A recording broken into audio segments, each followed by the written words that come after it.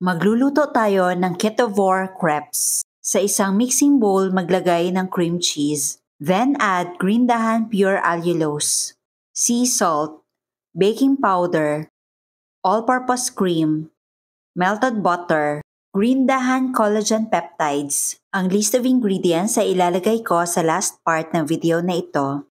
Now mix using electric hand mixer. If you love this recipe, please like and share and follow me for more low-carb recipes and health tips. Then add vanilla flavor. Next, eggs.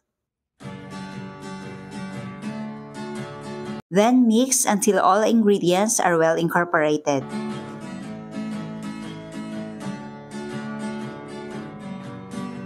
Ngayon, lulutuin na natin. Naglagay lang ako ng butter sa pan.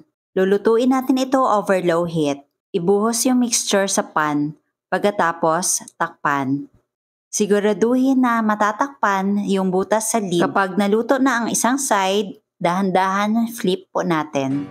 Take note po, huwag masyadong manipis, huwag din po masyadong makapal yung ibubuhos na mixture.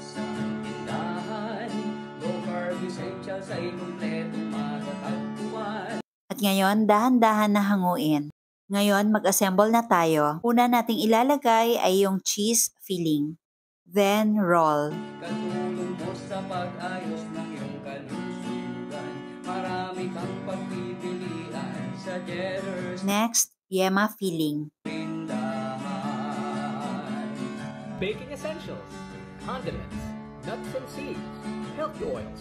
At ngayon, mag-drizzle lang po tayo ng green dahan low-carb pancake syrup. At dito naman sa isa, maglalagay tayo ng chocolate syrup. Sa totoo lang po, ang chocolate ay mataas sa oxalates. At ang panghuli ay yema. Tikman natin! So, etong una nating titikman ay cheese gamit ang green dahan cheddar cheese at ang low-carb syempre na pancake syrup. Ang sarap! Hindi pa natikman. Pero ang sarap na talaga ng itsura, oh, 'di ba?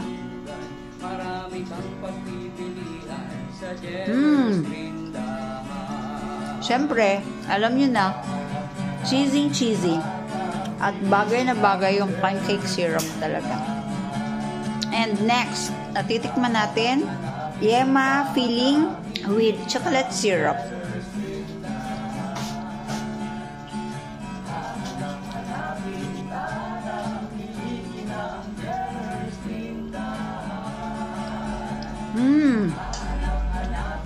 Ang sarap.